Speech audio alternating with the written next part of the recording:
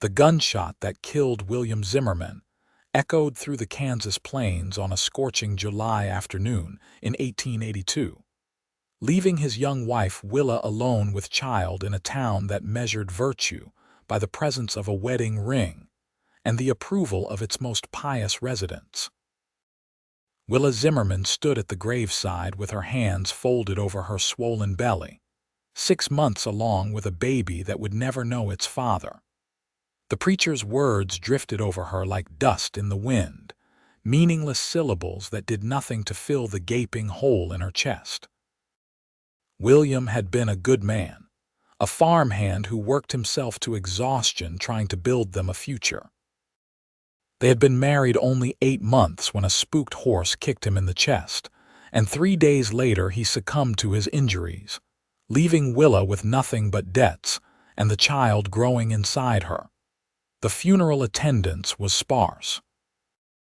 A few of William's fellow workers showed up, hats in hands, eyes downcast. Mrs. Pemberton from the general store came, though she kept her distance as if poverty might be contagious. The preacher rushed through the service, clearly eager to move on to more important matters. Willa noticed the absence of the women who had once smiled at her in church, the families who had invited them to Sunday dinners when William was alive. Death had a way of revealing who your true friends were, and apparently, Willa had none. As the first shovelful of dirt hit the pine coffin, Willa turned and walked away from the cemetery on the outskirts of Tonopah, Kansas. The town stretched before her, a collection of wooden buildings baking under the relentless sun. Main Street cut through the heart of it, lined with the saloon, the general store, the bank, the hotel, and the church. Beyond that, scattered houses and farms spread out across the prairie, connected by dusty roads that led to neighboring settlements or disappeared into the endless grassland. Willa made her way back to the small room she and William had rented above the saddle shop. Mr. Carson, the saddle maker, had been kind enough not to immediately evict her, but she knew his charity would not last long. She had perhaps 2 weeks before he would need the space, and she had no idea what she would do then. The room was stifling in the summer heat. Willa sat on the edge of the narrow bed and finally allowed herself to cry, great heaving sobs that shook her whole body. She cried for William, for the future they would never have, for the child who would grow up without a father. She cried until she had no tears left, and then she lay down and stared at the ceiling, listening to the sounds of Tonopah going about its business below her window.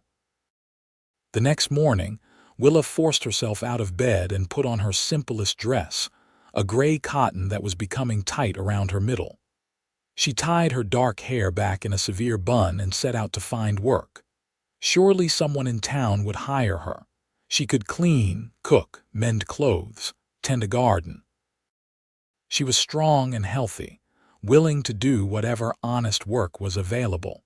Her first stop was the hotel.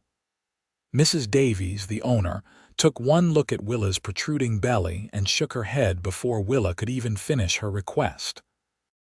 The second stop was the restaurant, where Mr. Chen listened politely but explained that he could not afford to hire help. The general store, the bank, the newspaper office, all turned her away with varying degrees of politeness. By noon, Willa understood the truth. It was not that there was no work available. It was that no one wanted to hire a pregnant widow. She stopped at the well in the town square to draw water, her throat parched from walking in the heat. As she worked the pump, she heard voices behind her. Shameful, that's what it is. Walking around town in that condition, bold as brass. Poor William. God rest his soul. I wonder if he ever knew the child was not his. You cannot tell me they were properly married. I never saw any certificate. Willa's hand froze on the pump handle. She turned slowly to see 3 women clustered near the church steps. Mrs. Weatherby, Mrs. Hollies, and Miss Fletcher, all pillars of the community, all staring at her with expressions ranging from pity to outright contempt. "I beg your pardon." Willa's voice was steady despite the rage building in her chest. Mrs. Weatherby had the grace to look slightly embarrassed, but Miss Fletcher lifted her chin defiantly. "We were merely observing that your situation is highly irregular. A woman in your condition should be at home, not parading through town." "I am looking for work so that I can keep a home," Willa said, fighting to keep her voice level. "And my marriage to William was performed by Preacher Davidson in the church behind you, as the records will show." "Nevertheless," Mrs. Hollies interjected, her thin lips pursed in disapproval, "it is unseemly. You should have family to take you in, relatives to care for you. The fact that you are alone suggests a certain moral failing." The words struck Willa like physical blows. Her family was back in Ohio, her mother and father having died of fever when she was 19. William had been her family, and now he was gone. She opened her mouth to defend herself, but what was the point? These women had already judged her and found her wanting. Instead, Willa turned back to the pump, filled her bucket, and walked away with her head held high, even as she felt their stares burning into her back. The weeks that followed were the hardest of Willa's life. Mr. Carson, true to his word, needed the room back, and Willa found herself with nowhere to go. She spent one night sleeping in the stable, curled up in an empty stall, before the stable owner discovered her and chased her out, calling her a vagrant.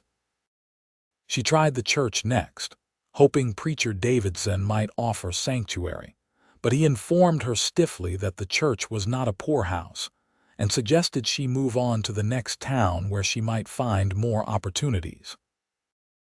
Willa spent 3 nights sleeping under the stars on the prairie, curled up against a fallen log, listening to the howl of coyotes and praying that no worse predators would find her. During the day, she returned to town to beg for work, for food, for any scrap of kindness. Most people ignored her. Some actively shooed her away from their establishments. The few who showed mercy did so furtively, slipping her a biscuit or a piece of fruit when no one was looking, as if compassion itself was something to be ashamed of.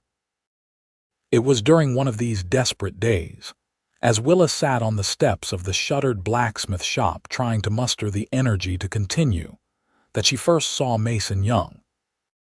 He rode into town on a dappled gray horse, sitting tall in the saddle with the easy confidence of a man comfortable in his own skin.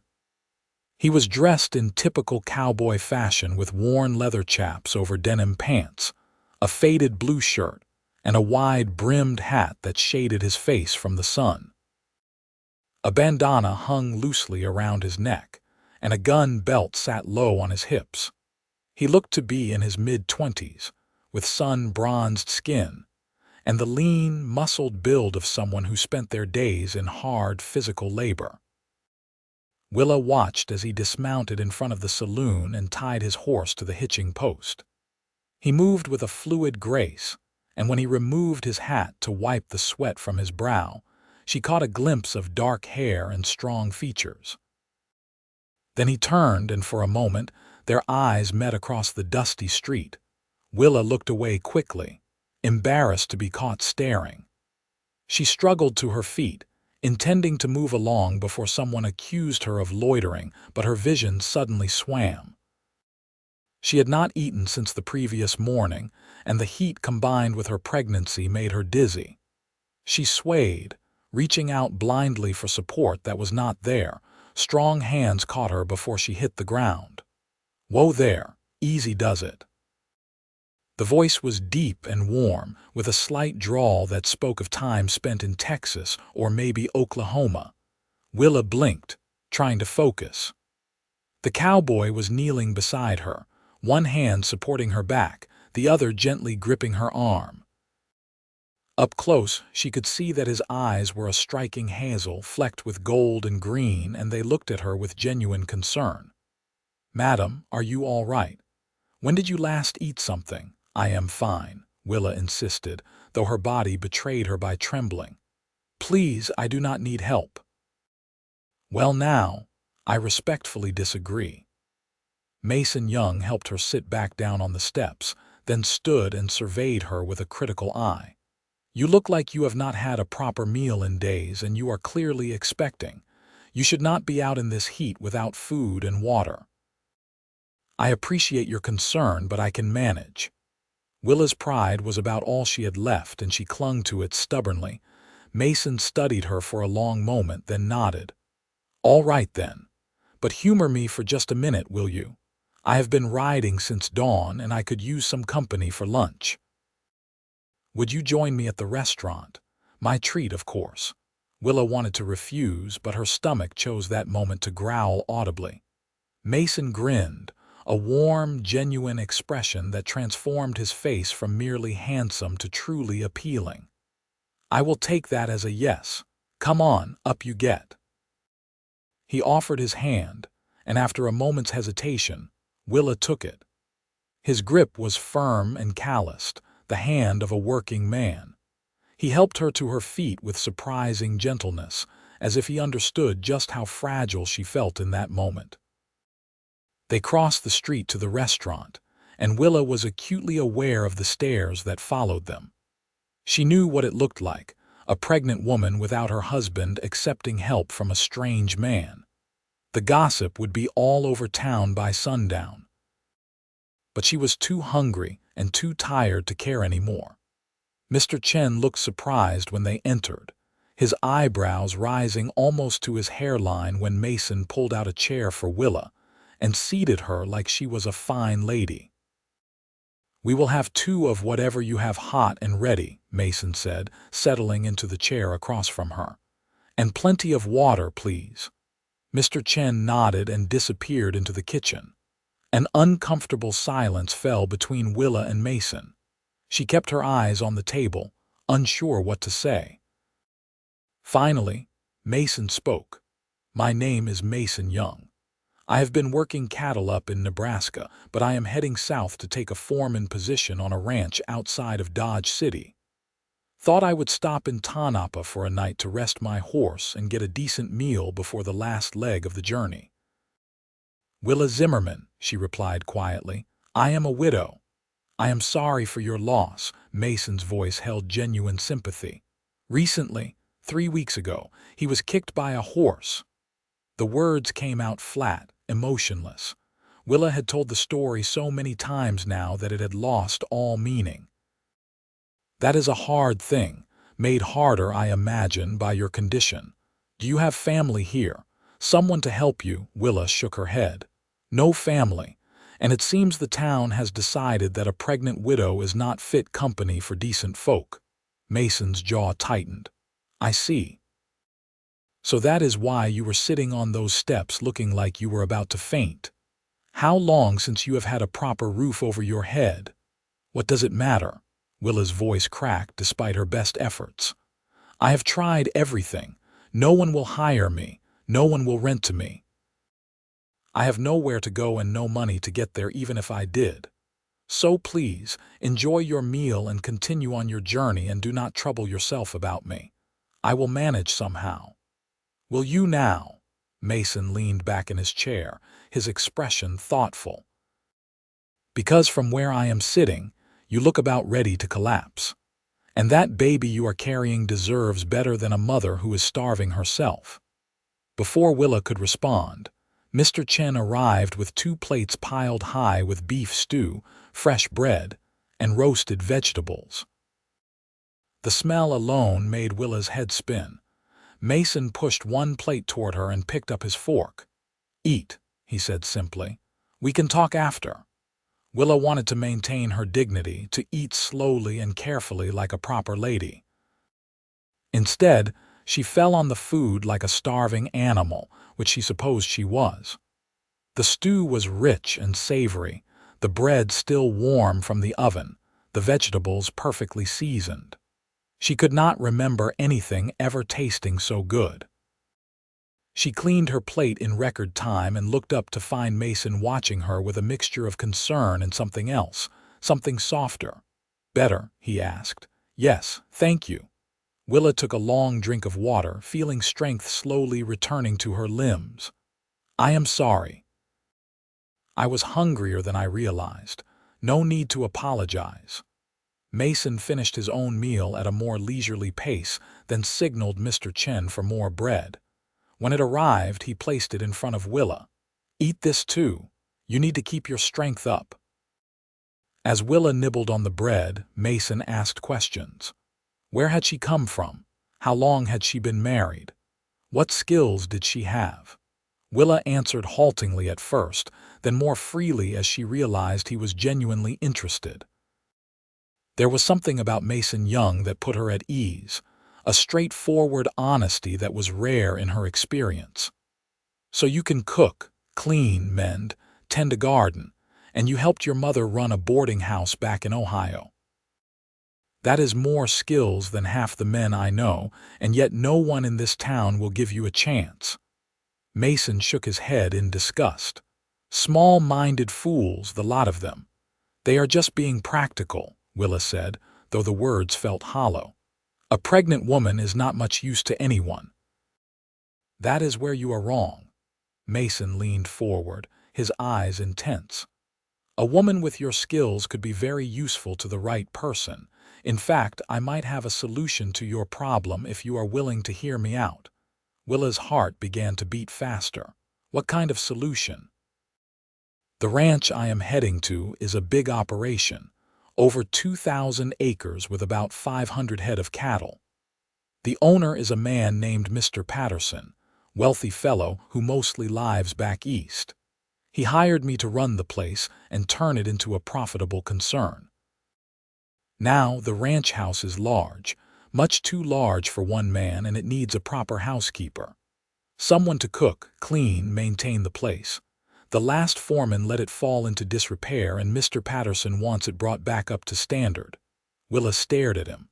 Are you offering me a job? I am offering you a job, room, board, and a fair wage. You would have your own quarters, separate from the main house if you prefer, or you could take one of the upstairs rooms. There is a doctor in Dodge City who could attend you when your time comes. Once the baby is born, you could continue working if you wish, or we could make other arrangements.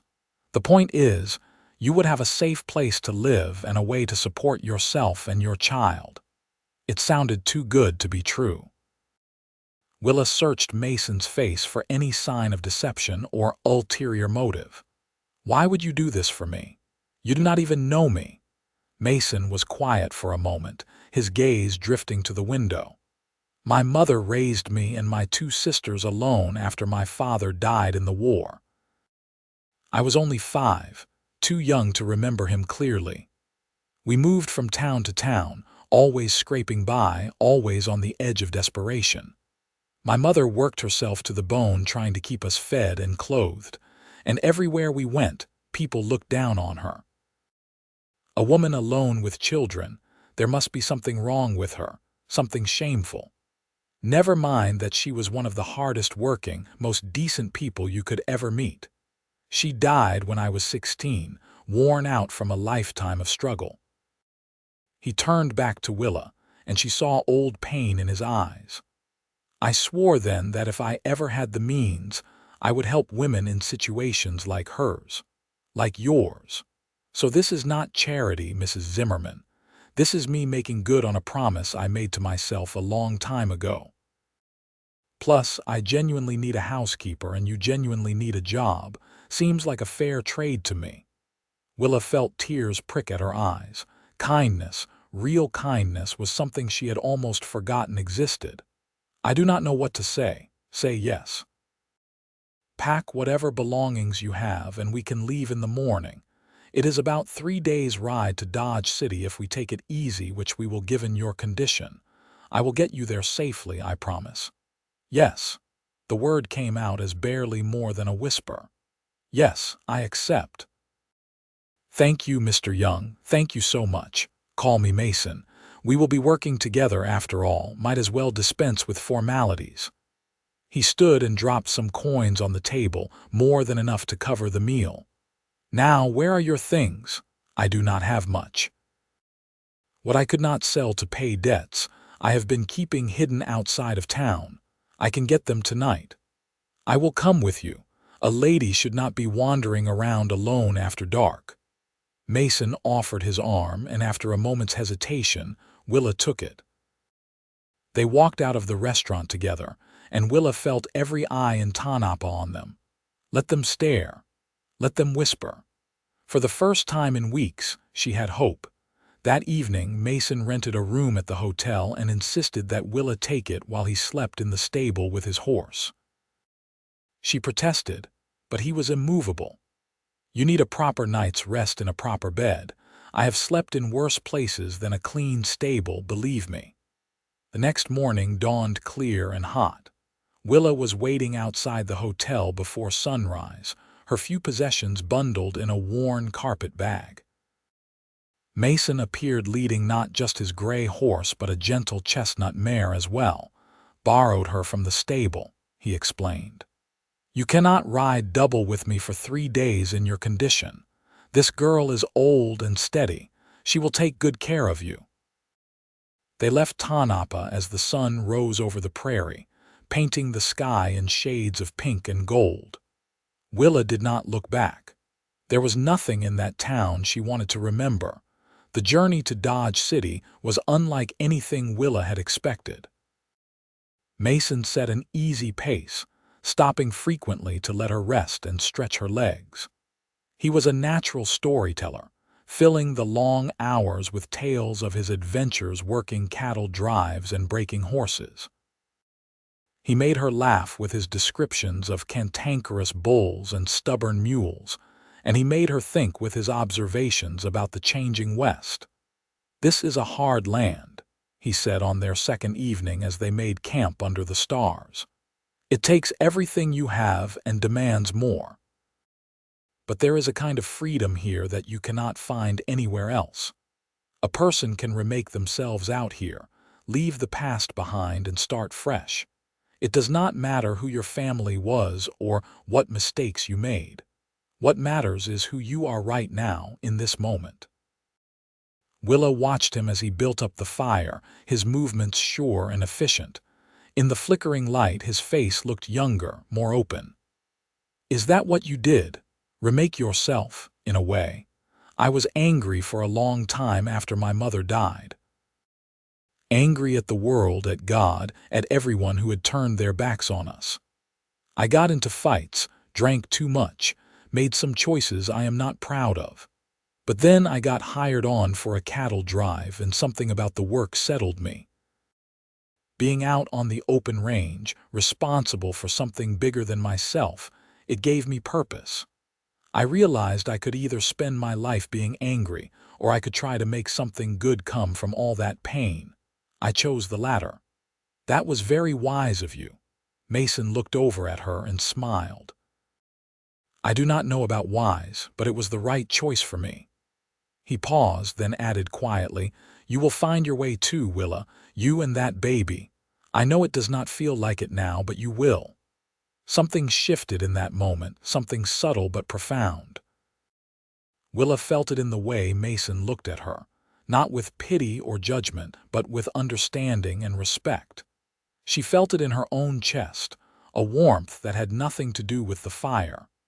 They reached Dodge City on the afternoon of the third day.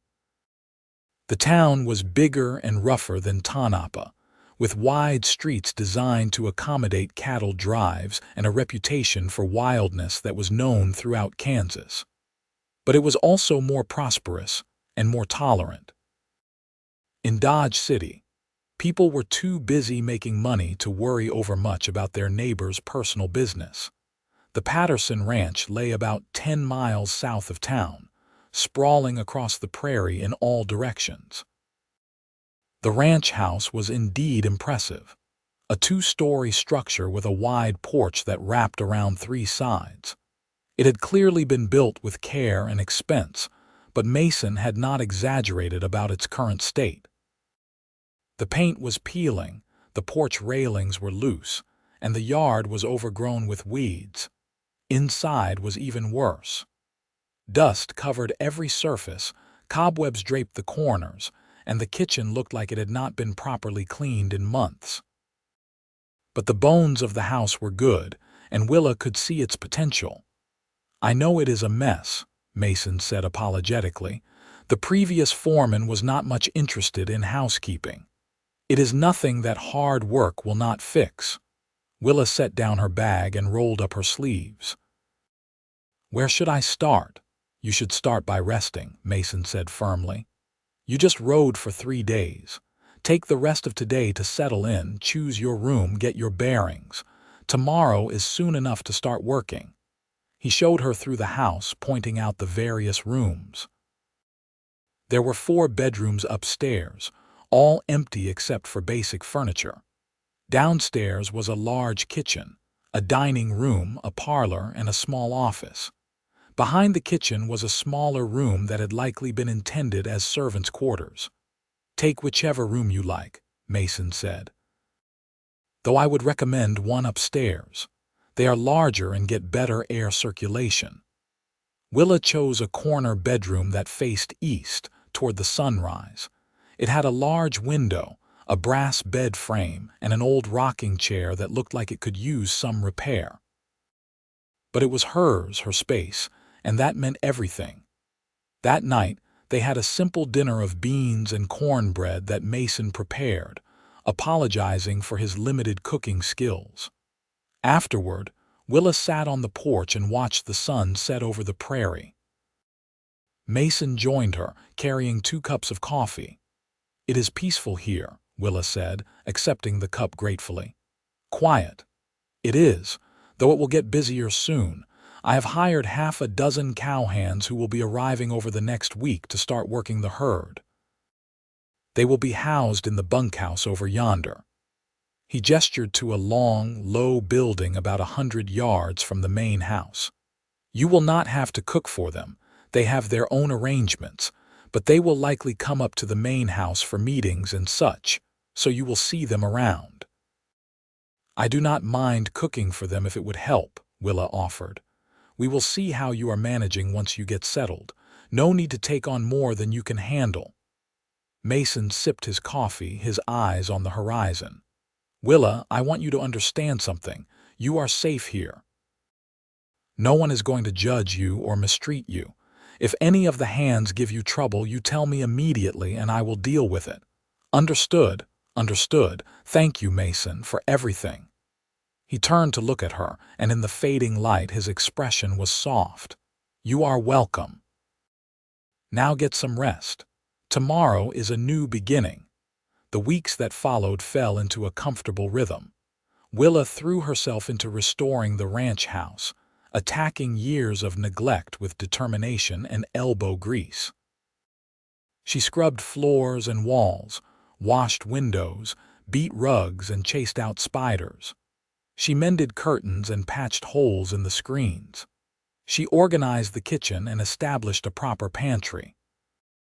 Mason was away during the days, working with the hands to round up and brand cattle, repair fences, and prepare for the winter ahead. But he always came back to the house for dinner, and those evening meals became the highlight of Willa's day. She cooked with ingredients from the well-stocked pantry and the vegetable garden she was slowly bringing back to life, and Mason praised every dish like it was a feast.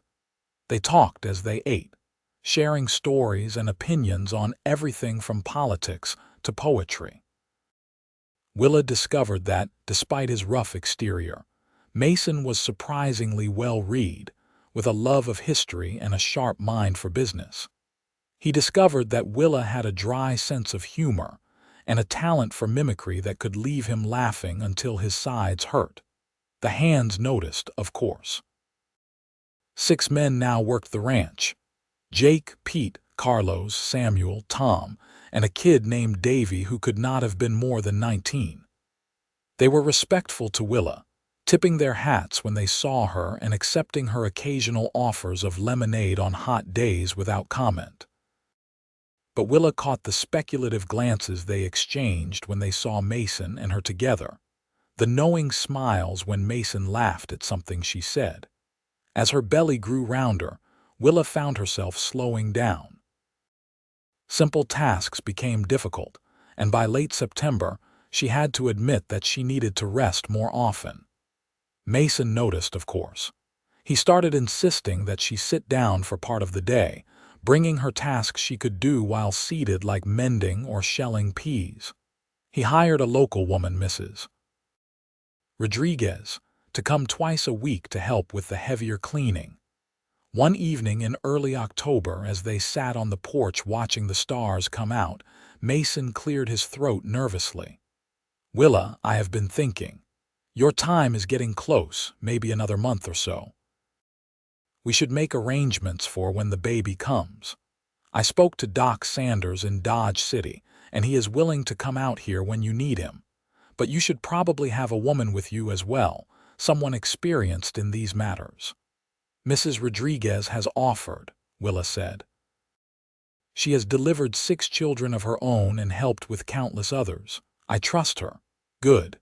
That is settled then." Mason was quiet for a moment, then said, "Willa, I need to ask you something, and I want you to answer honestly. Are you happy here?" The question surprised her. "Yes, very happy." "Why do you ask?" "Because you deserve to be happy. After everything you have been through, you deserve to feel safe and content. And I need to know that this is not just a stopping point for you, that you are not planning to move on as soon as you are able." Willa turned to look at him, trying to read his expression in the dim light. "Do you want me to stay?" "Yes." The word came out fierce and immediate. "Yes, I want you to stay. I want you and the baby to stay here on this ranch as long as you will have us.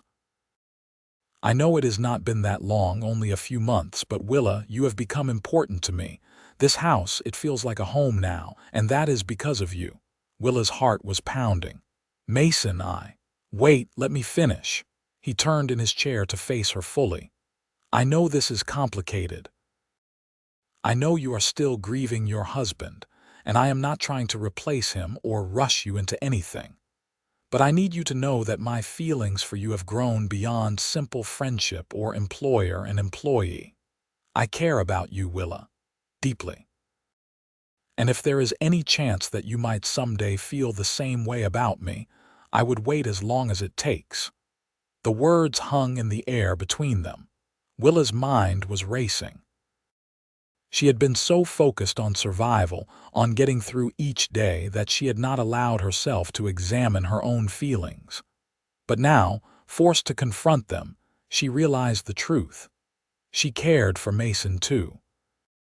She looked forward to seeing him each day, treasured their conversations, felt safe and cherished in his presence. Was that love? Could it be love so soon after William's death? "I do not know what I feel," she said honestly. "William has only been gone for 4 months. It feels wrong to even think about another man, like I am betraying his memory." "You are not betraying anyone by allowing yourself to live," Mason said gently. "William would want you to be happy, would he not? Would want you and his child to be cared for." "Yes, he would." Tears were sliding down Willa's cheeks now. "He was a good man, Mason. He loved me." "I know he did. And I am sure you loved him, but he is gone and you are still here. You have your whole life ahead of you. Do not waste it feeling guilty for surviving." Willa wiped her eyes with the back of her hand. "I need time. Can you give me that? Time to sort out what I am feeling." "All the time you need," Mason promised. "I am not going anywhere." The baby came on a cold November night during the first big storm of the season. Willa's water broke as she was preparing supper, and within hours the contractions were coming fast and hard. Mason rode through the driving rain to fetch Mrs. Rodriguez and Doc Sanders, then paced the downstairs like a caged animal while Willa labored above him. It was a long, difficult birth. The baby was large and stubbornly positioned wrong, and there were moments when Doc Sanders looked worried. But Willa was strong, and Mrs. Rodriguez was experienced, and just before dawn, a baby's cry split the air. "It is a boy," Mrs. Rodriguez announced, her face split in a huge smile. A big, healthy boy. Willa collapsed back against the pillows, exhausted beyond measure but flooded with relief and joy. They placed the baby on her chest, and she looked down at his red, scrunched face in wonder. He had William's nose, she thought, and perhaps the shape of his eyes.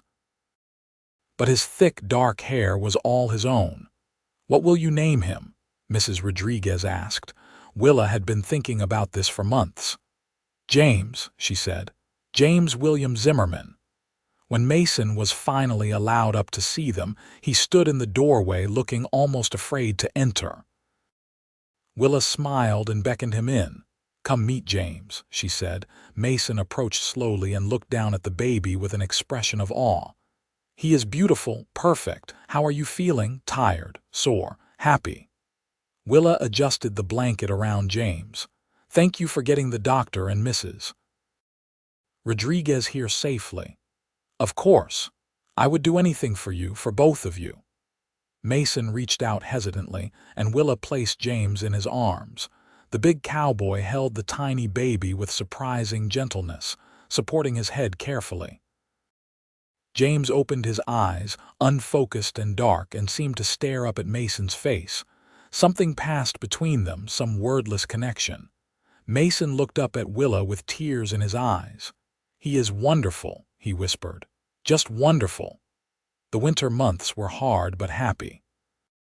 Willa recovered slowly from the birth, and James proved to be a demanding but healthy baby.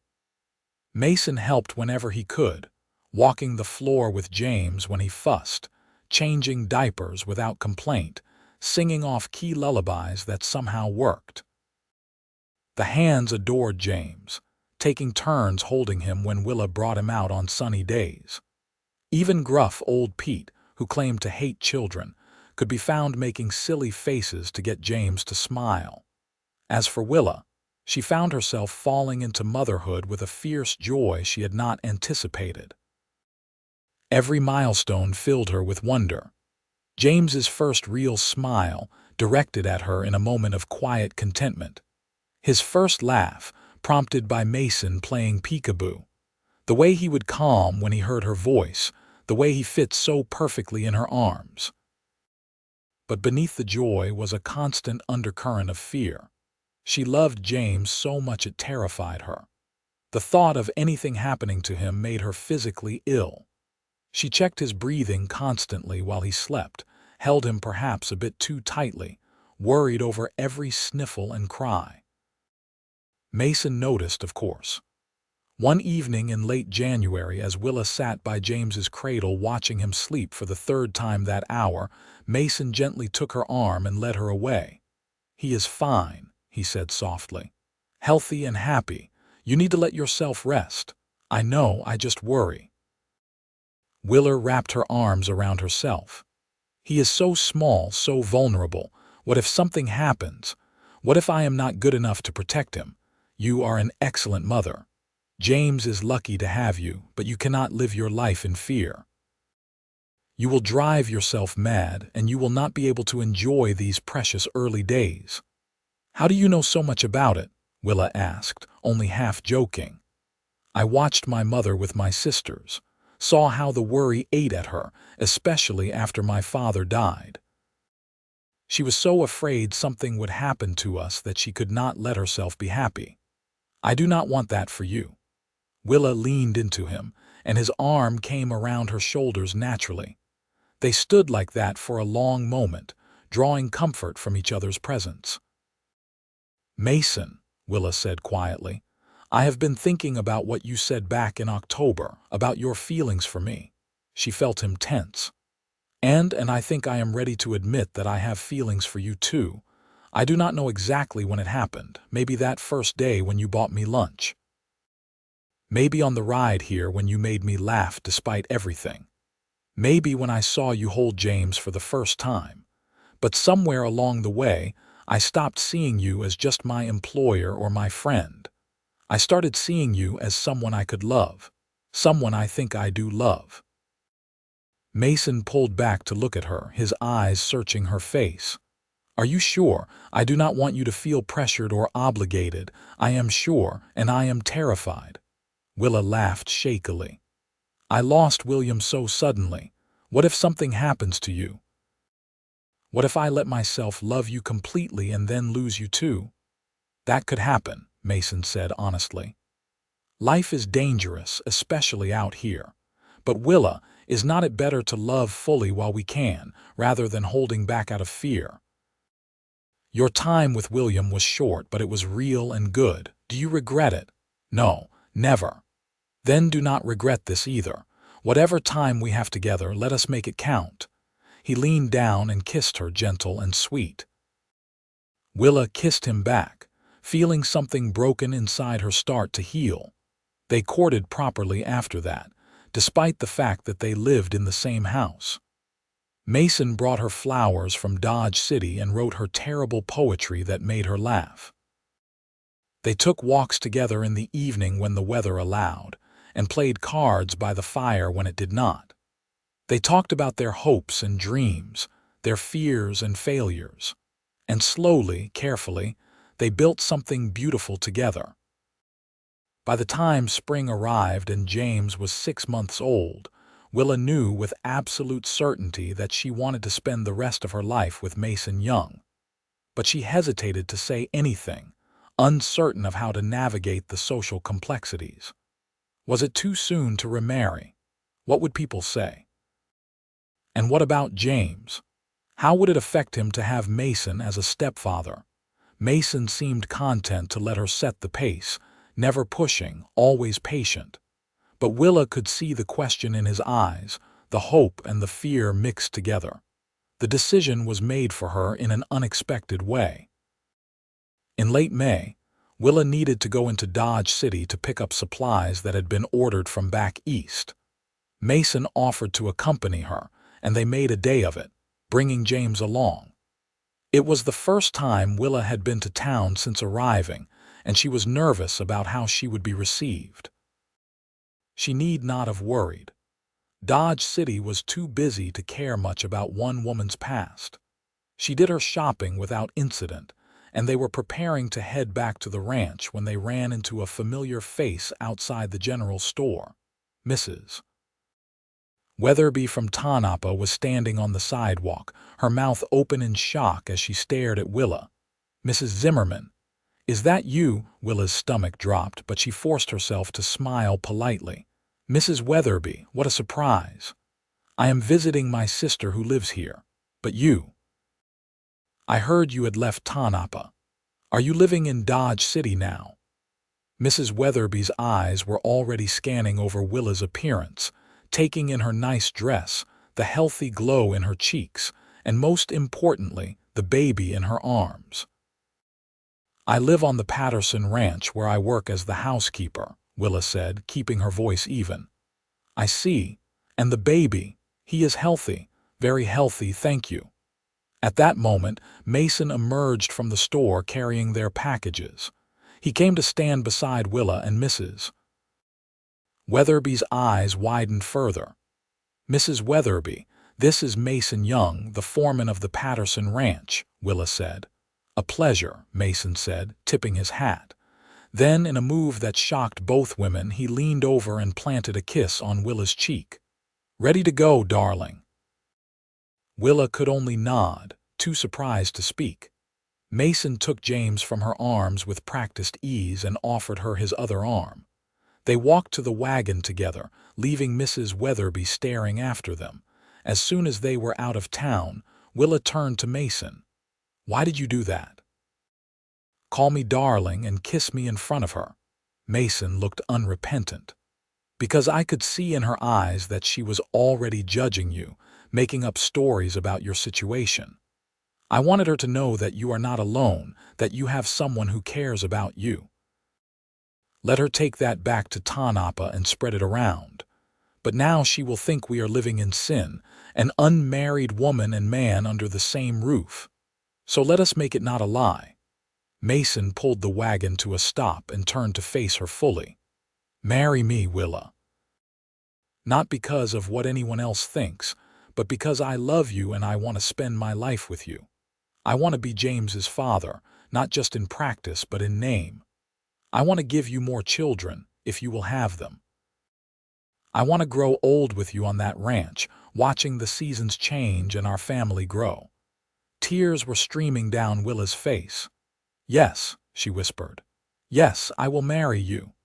Mason whooped and pulled her into a fierce hug, careful of James nestled between them. They stayed like that for a long moment, laughing and crying at the same time. "When?" Willa asked when they finally pulled apart. "As soon as possible. We can get the license tomorrow and find a preacher. Or we could wait and have a proper celebration, invite people, make it a big occasion." Mason paused, then said, "Actually, I have a better idea. What if we went back to Tanapa?" Willa stared at him. "What? Why would we do that?" "Because you should not have to hide or feel ashamed. Because those people judged you wrongly and they should see that you not only survived but thrived. Because I want to marry you in front of everyone who turned their backs on you and show them that you are worthy of love and respect." "Mason, that is crazy." "Maybe, but is it not also perfect?" He grinned at her, that infectious smile she had come to love. "Come on, Willa. Let us go back to that small-minded town and show them what real courage looks like." "What do you say?" Willa thought about it. Thought about Mrs. Weatherby and Miss Fletcher and all the others who had looked at her with scorn and pity. Thought about Mr. Carson evicting her, about sleeping in the stable, about begging for scraps of food. Thought about all the fear and shame and desperation. And then she thought about who she was now. A mother. A capable woman with skills and purpose. Someone loved and valued. She did not need revenge against Tanapa, but maybe she needed closure. Maybe she needed to prove to herself as much as to them that she had risen above their judgment. "All right," she said finally. "Let us do it. Let us go back to Tanapa and get married right in the middle of town where everyone can see." They made their plans carefully. First, they returned to the ranch and told the hands, who cheered and slapped Mason on the back and congratulated Willa with genuine warmth. Mrs.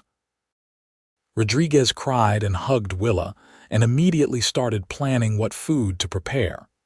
Even stoic Pete cracked a smile and allowed that Mason was a lucky man. The next week, they set out for Tanapa with James, Mrs. Rodriguez, and all 6 of the ranch hands. They looked like a small parade, and they drew plenty of stares when they rode into town on a sunny June morning. Mason led them directly to the church. Preacher Davidson was outside tending the roses, and his jaw dropped when he saw the group.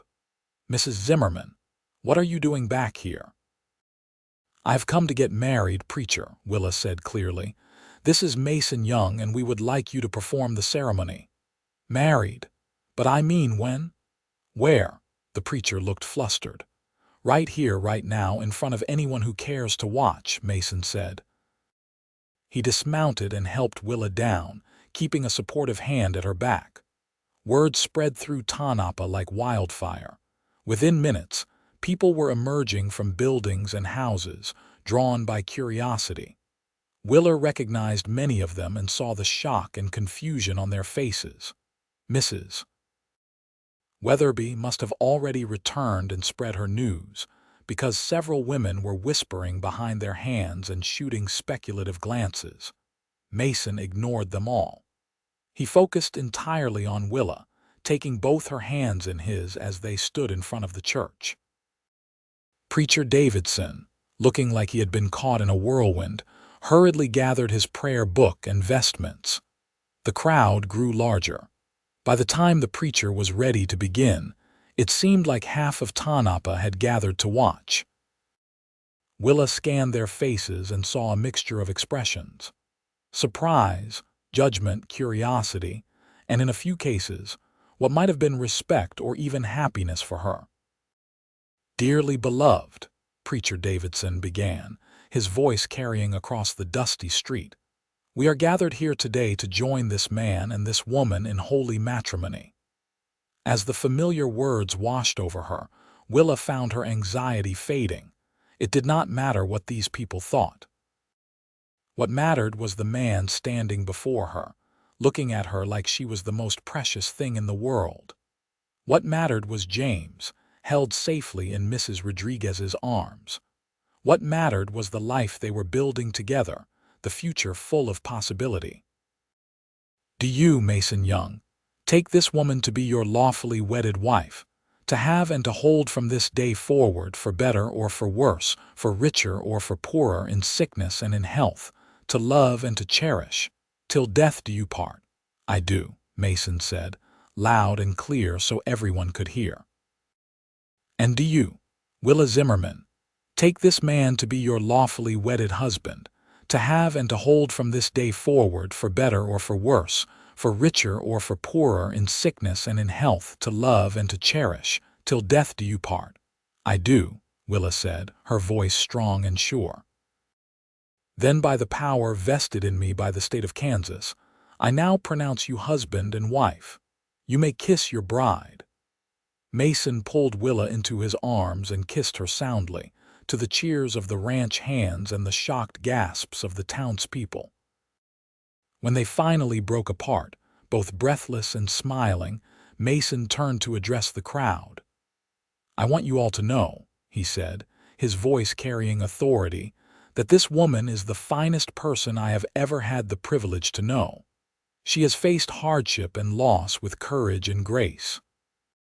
She is a wonderful mother, a skilled worker, and now my beloved wife. Any of you who judged her, who turned her away when she needed help, you should be ashamed. She deserved better from this town, and I hope someday you will realize that. Silence followed his words. Then, from the back of the crowd, someone started clapping. It was Mr. Chen from the restaurant, his face split in a wide smile. Mrs. Rodriguez joined in, then the ranch hands, and slowly, like a wave spreading, more people began to applaud. Not everyone, of course. Mrs. Weatherby and her friends stood with pursed lips and disapproving frowns. But there were enough friendly faces, enough genuine smiles, that Willa felt her heart lighten. Perhaps not everyone in Tonopah had been against her. Perhaps some had simply been too afraid to stand up for her in the face of the town's judgment. As they climbed back into the wagon to begin the journey home, a young woman Willa vaguely recognized approached shyly. Mrs. Young, I just wanted to say congratulations. And I am sorry for how you were treated. It was not right. You deserved better. Thank you, Willa said, genuinely moved. That means more than you know. The ride back to the ranch was jubilant. The hands sang trail songs and joked with each other. Mrs. Rodriguez fussed over James and chattered about the wedding feast she had planned. And Mason and Willa sat close together on the wagon seat, his arm around her shoulders, her head leaning against him, both of them quietly content. No regrets? Mason asked as they neared the ranch. Not a single one, Willa assured him. That was exactly what I needed. Thank you for pushing me to do it. Thank you for trusting me enough to go along with my crazy idea. He kissed the top of her head. Welcome to married life, Mrs. Young. Mrs. Young, Willa repeated, testing the name. I like the sound of that. The wedding feast that evening was simple but joyful. Mrs. Rodriguez had prepared enough food to feed an army. Roasted chicken, beef stew, fresh bread, vegetables from the garden, pies and cakes. They ate at a long table set up in the yard, under the stars, with lanterns hanging from the porch providing warm light. The hands toasted the newlyweds with whiskey and told increasingly outrageous stories about Mason's exploits over the years. Mason retaliated with stories about them, and soon everyone was laughing so hard they were crying.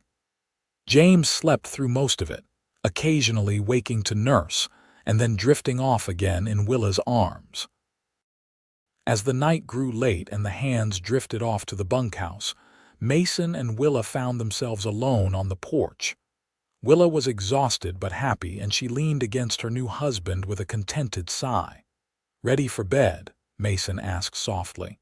Yes, But Mason, before we go in, I want to tell you something. What is it? Thank you. For seeing me when I was invisible, for helping me when I had no hope, for loving me when I thought I could never love again. You saved my life, but more than that, you gave me a reason to live again. I love you so much. Mason cupped her face in his hands, his thumbs gently wiping away the tears on her cheeks. You saved yourself, Willa. You had the strength and the courage. I just gave you a little support, but I am honored and humbled that you chose me to share your life with.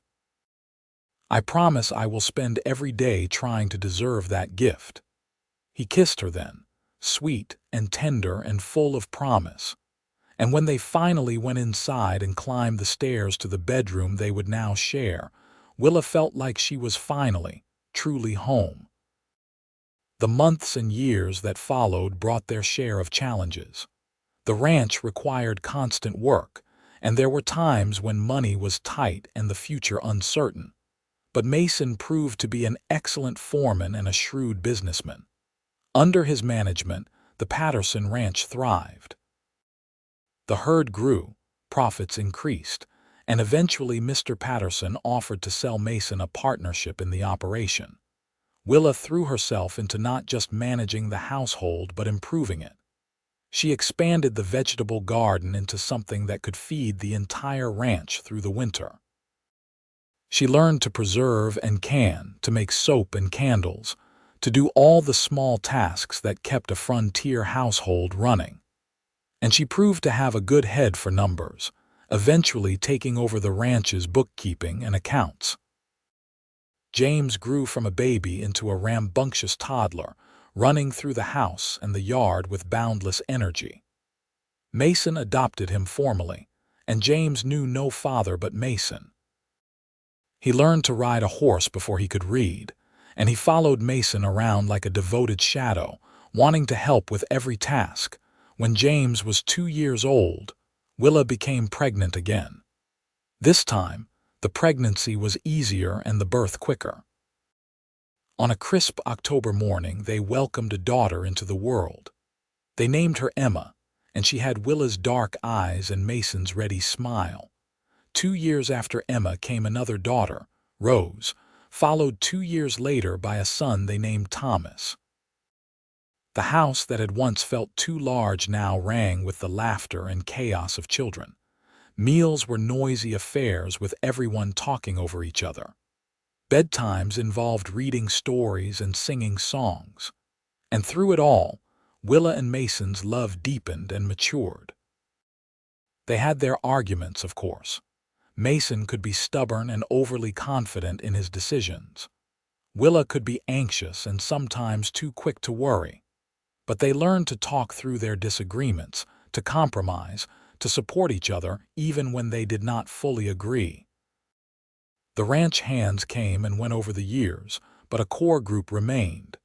Pete finally retired at age 60, but he stayed on the ranch in a small cabin, helping out with small tasks and entertaining the children with tall tales.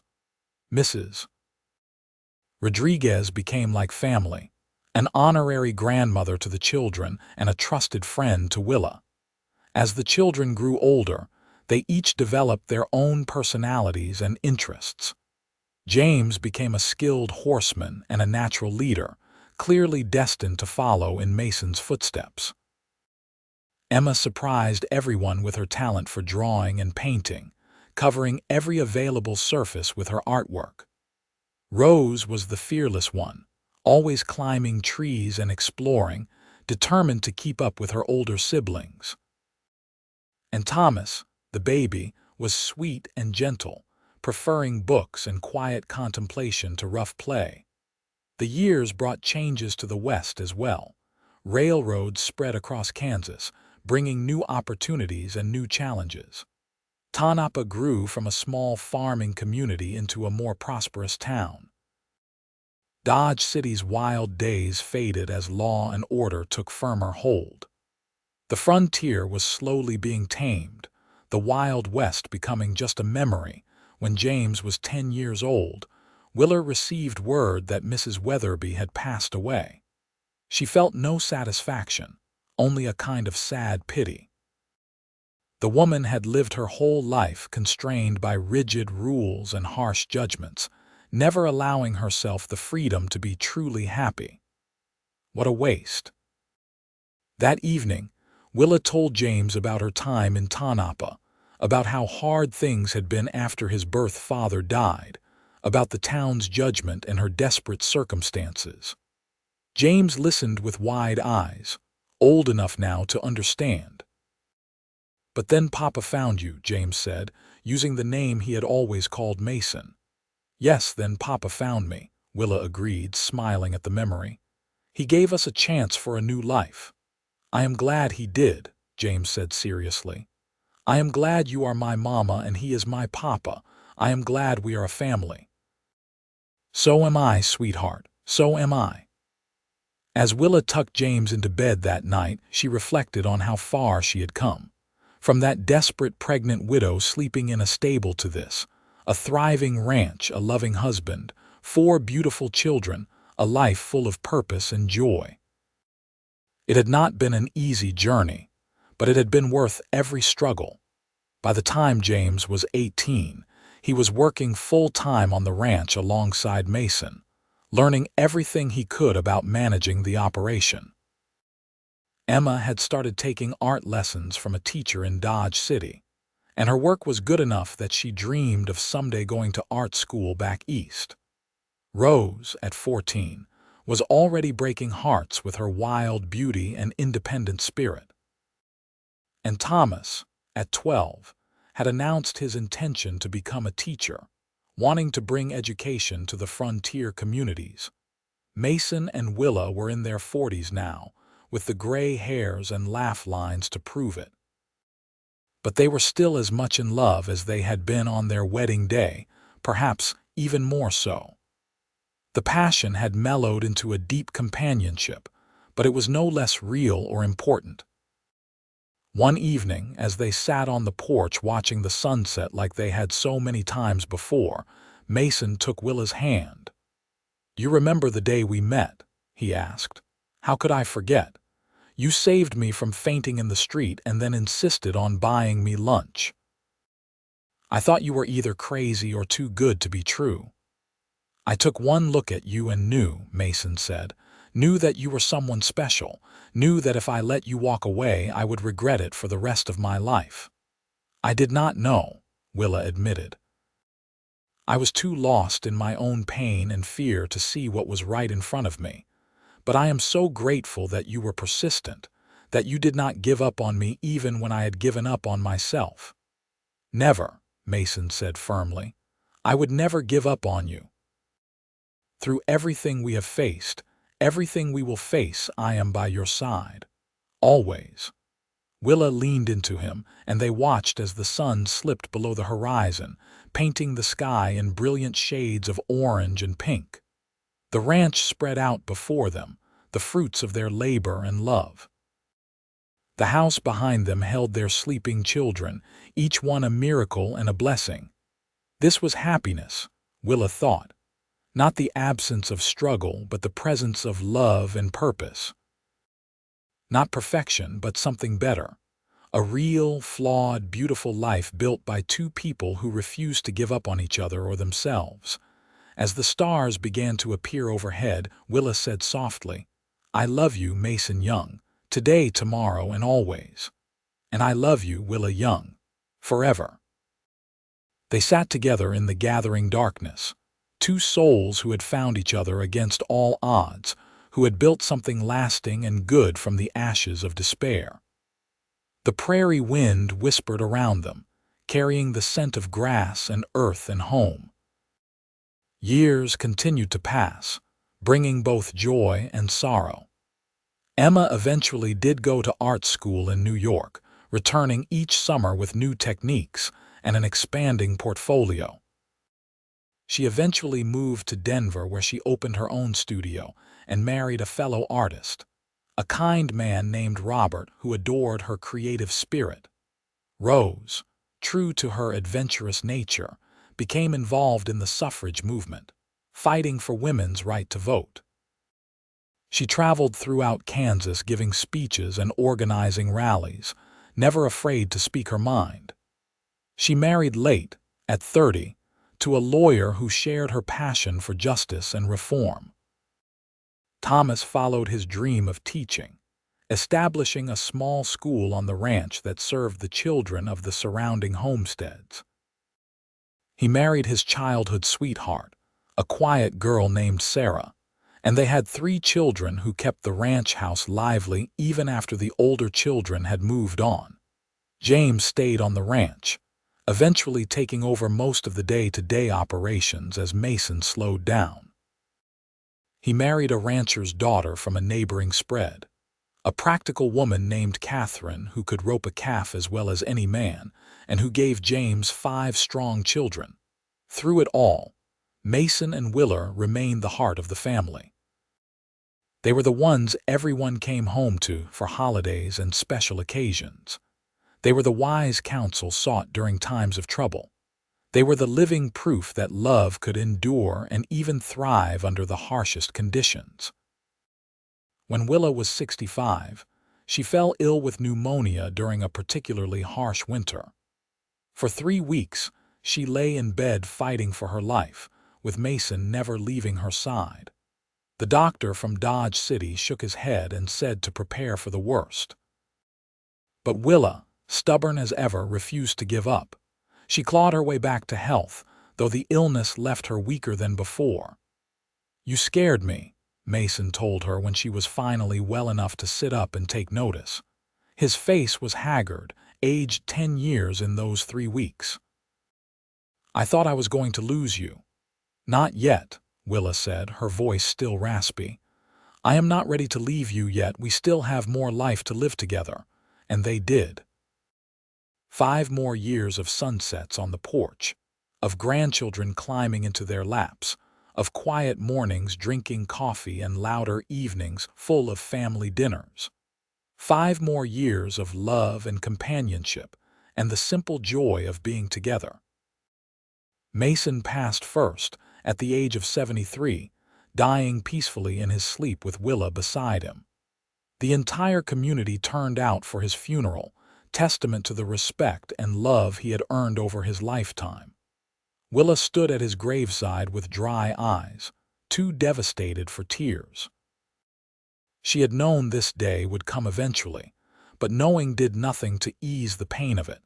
She lived another year without him, cared for by James and his family, but never quite the same. The light had gone out of her eyes, and she moved through her days like a ghost. She still loved her children and grandchildren, still took interest in their lives, but everyone could see that part of her had died with Mason. On a warm summer evening, almost exactly a year after Mason's passing, Willa asked James to help her out to the porch. She sat in her favorite rocking chair, the same one that had been in her bedroom when she first came to the ranch all those years ago, and looked out over the land she had come to love. "Tell me about your father," she said to James, who sat beside her. "What do you want to know?" James asked gently. "Everything. Tell me everything you remember." So James talked. He talked about learning to ride, with Mason's patient hands guiding him. He talked about long days working cattle, about Mason's wisdom and humor and strength. He talked about the love between his parents, the way Mason's face would light up whenever Willa entered a room, the gentle way he would touch her hand as they sat together. As the sun set and the stars began to appear, Willa's breathing grew shallow. James called for the others and they gathered around, Catherine and the children, Thomas and his family who lived in the foreman's cottage now. They held Willa's hands and spoke words of love and comfort. "Do not be sad," Willa whispered, her voice barely audible. "I have had such a good life. So much more than I ever dreamed possible, and now I get to see your father again. I have missed him so much." "We love you, Mama," James said, tears streaming down his face. "I love you too, all of you. Never forget that. And never forget what your father and I learned. That love is worth fighting for. That family is everything. that the past does not define you unless you let it. Those were her last words. She closed her eyes with a small smile on her face and slipped away, surrounded by the family she and Mason had built together. They buried her beside Mason on a hill overlooking the ranch, under a cottonwood tree that provided shade in summer and stark beauty in winter. The whole family was there, all the children and grandchildren and even great-grandchildren, 3 generations born from the love of 2 people who had refused to let circumstances destroy them. In the years that followed, the ranch continued to thrive under James's management. He passed it eventually to his own son, who passed it to his daughter, keeping it in the family through the changing decades. The house was expanded and modernized, but the core remained the same. And on the mantel in the main room, a photograph held place of honor. Mason and Willa on their wedding day, standing in front of the Tanapa church, looking at each other with such love and hope that it took your breath away. The story of Willa and Mason became family legend, told and retold to each new generation. The widow who was shunned and the cowboy who chose to see her worth. The desperate woman who thought her life was over and the man who showed her it was just beginning. The couple who built a ranch and a family and a legacy that would last for generations. And somewhere, in whatever comes after this life, 2 souls who had found each other against all odds were together again. Their love story finally complete but never really ending, living on in the hearts and lives of all those they had touched. The prairie wind still whispers through the grass around that ranch, carrying echoes of laughter and love, of hardship overcome and happiness earned. And if you listen closely on a quiet evening, you might almost hear it. The sound of 2 people talking softly on a porch, the creak of a rocking chair, the contented silence of 2 hearts that have finally found their home in each other.